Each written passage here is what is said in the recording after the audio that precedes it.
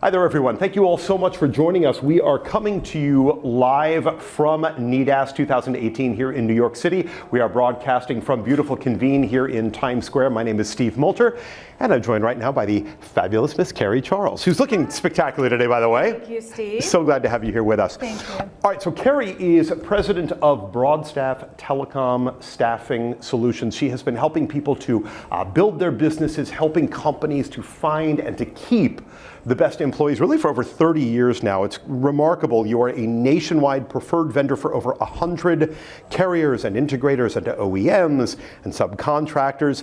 And you gave a great talk a little bit earlier today during our meeting on how to profit in our current ultra-tight job market. Really unique, addressing a lot of today's technical hiring challenges and telecom hiring challenges.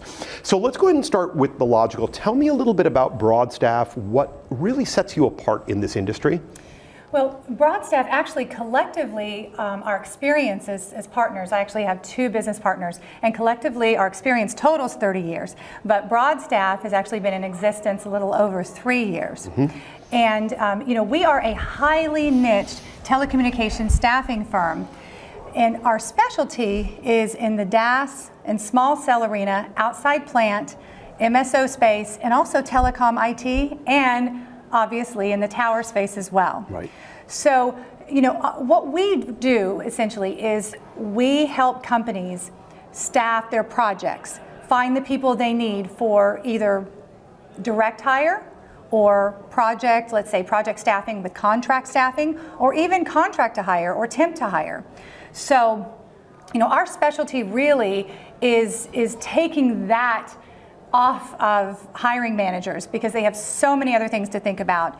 And if they know that there's an expert out there that's highly niche, that understands their needs very well, that can take that item off their to-do list, and then they'll get, let's say, a highly qualified resume in front of them maybe within a week or two, then we're helping them out, especially in this market. Now, how do you do that? How do you go out and find those specific skill sets to be able to match them directly to your clients?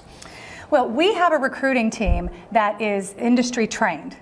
So what I mean by that is, when we hire a recruiter, we train them in the telecom industry, specifically in the areas I mentioned, which are DAS, small cell, outside plant, tower, MSO, telecom IT. So they go through an extensive training program as to what all of those verticals mean. What do those people actually do? What does a DAS CM do? What does a PM do? What does a fiber PM do? What does a outside plant engineer? What are they physically doing? And the other thing that's interesting with our training, and we put our recruiters through a lot of heavy training, is that we teach them also how people don't tell the truth on their resumes and in interviews about what they know and what they don't know. Because if you don't know the industry, then really a candidate could tell you anything, and you don't know if they're telling you the truth. So then what you do is you get that resume and it goes straight to the hiring manager, and it's a waste of time. So we cut out that whole middle part where it is a waste of time, because we know the industry so well that we know what's a fit and we know what's not a fit. In fact, we have, right now 88% submittal to interview ratio, which means that 88% of the candidates that we submit to hiring managers actually get an interview. And that's pretty huge. That's huge. That is so far outside the typical Venn diagram of where we put it. The number of people that submit, the number of people that are called in, you're removing an extraordinary challenge. So I'm thinking of both, yes, the financial savings, the time savings has got to be extraordinary. Mm-hmm.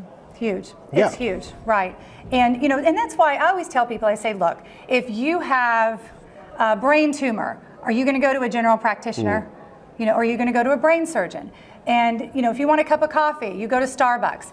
That's what we are. We are highly niched, and we understand the industry needs. We really get it. And so, when our clients come to us, it doesn't take a long, drawn-out conversation. We're like, oh, yeah, we know exactly what you need, and let's go do it now. The other thing that's interesting is we have a pipeline of, right now, I believe it's about 16,000 candidates nationwide. And these candidates are all in the verticals I mentioned within telecom. So we almost have a natural pool of candidates to pull from.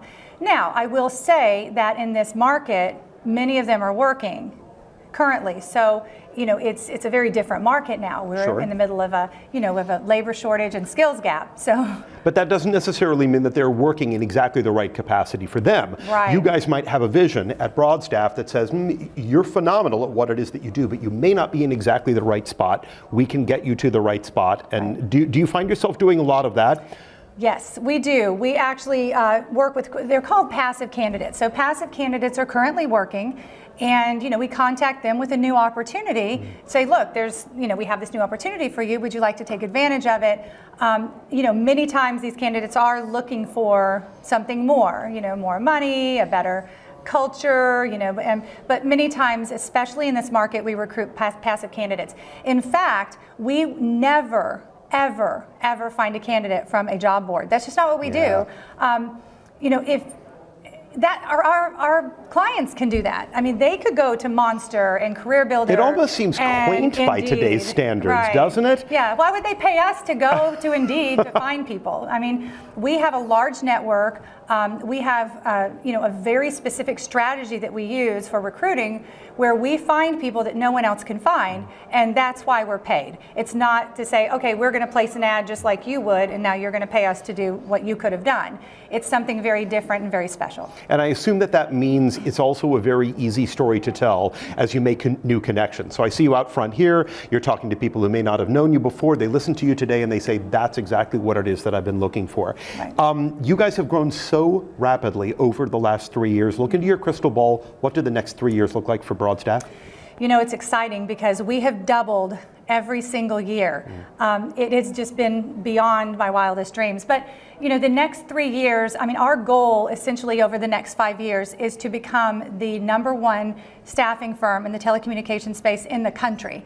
And not only that, but we want to build relationships, and I think that's the most important thing. Myself and my partners, and when I think of what I enjoy about this industry, yes, we've doubled every year, and yes, it's exciting, and all of that good stuff. But the thing that I love the most are those people right out there. The relationships and that I've developed have just been, honestly, they're my friends. And the fact that I can look at a new company, like I had someone come up to me just now, and he said, oh my gosh, we're just overloaded with projects, and I'm desperate, and I need 4 people, and I don't know where to find them. The fact that I could deliver those 4 people to him, and he can make money, and he can fund, have the resources for those projects, and his company can grow, and then he can come to me a year later and say, Carrie, thank you so much. Because of you, I was able to do all of this, and now I'm here. And that's what feels good to us. This is personal. This is about creating connections. We always say, you don't chase a dollar. You do what you love to do, and the success is going to come. Congratulations with everything that has happened with Broadstaff. It's exciting. We were delighted to have you here with us today. Thank you. And thanks for taking the time to do this with us as well. Thank you. It was wonderful. Thank you, Steve. Thanks so much, and thanks to all of you for watching as well.